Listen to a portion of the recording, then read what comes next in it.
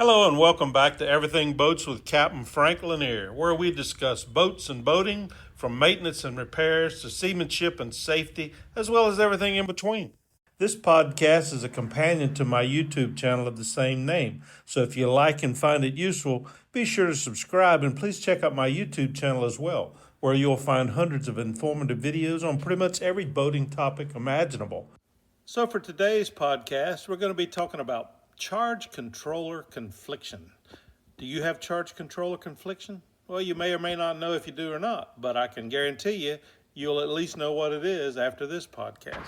Many of your boats, particularly sailboats, will have a hybrid system, a combination of solar and wind power. This type of installation gives you the best of both worlds, because if you think about it, many sunny days you don't have a lot of wind, and if it's cloudy, you have a lot of wind. So that, enables the solar panels to take the load during the sunny, windless days, and the wind turbine to take it during the cloudy, windy days.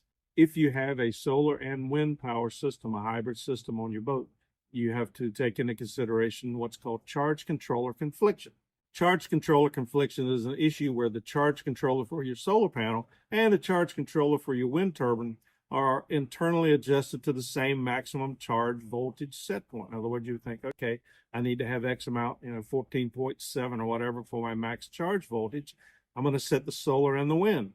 Well, what happens is the result of doing that, both charge controllers are constantly fighting each other, turning each other on and off while jockeying for position as a dominant charge source, meaning that the battery or battery bank won't be fully charged. Charge controller confliction is easily resolved.